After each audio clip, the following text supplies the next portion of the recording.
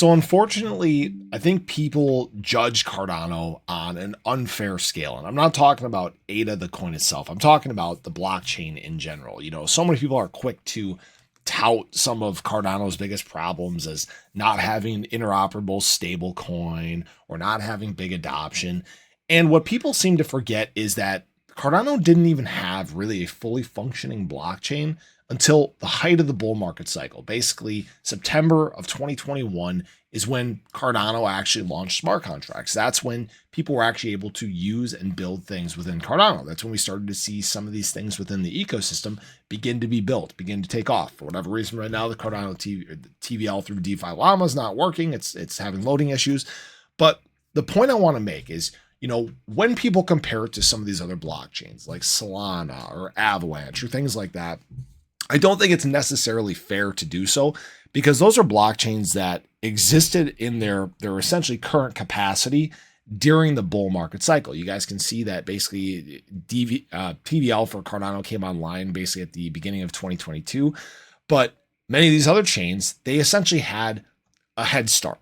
Okay. And that's not to, dog them for having that or anything like that. That's just the nature of the beast. People dog Cardano for adoption and things like that. But the times where Cardano has been able to adopt people have been in times of not big adoption in terms of DeFi of crypto anyways. That's the point that I want to make. This market cycle is going to be very telling. 100%. It's going to be very telling for Cardano. It's going to be very telling for its competitors because it's all a question now of, where are the newcomers going to flock to? What blockchains are they going to be entering during this market cycle? Because now Cardano is fully functioning. Now it is launching stablecoins and things like that, right? So the problems that Cardano has are basically nothing because it hasn't been tested. All right. And that's not to say that, that there's going to be problems that arise. We know that Cardano is a highly scalable model. It's cheap. It's got multiple different paths for scalability. There's a lot of positive things from the Cardano network, but people tend to ignore that because there's not a lot of users here currently. All right. But I think this is going to change. I think the early time in terms of Cardano, it was very telling.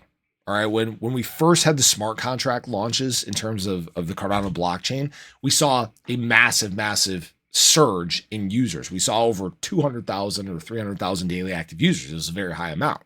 But then we got into a bear market cycle with still not many projects launched. That's why the numbers look different, guys. For anyone who wants to dog Cardano, I guess do and say what you want. But this market cycle won't lie.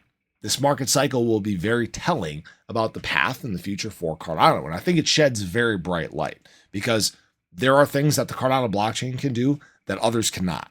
Most cannot tout high security. Most cannot tout 100% uptime. Most don't have liquid staking. There's a lot of benefits within this network. And I think this cycle is going to be a very transparent way of judging the competition in the future. So I appreciate you guys. I hope you enjoyed the video. Let me know your thoughts below, but have a great day. I'll catch you guys in the next one. Take care.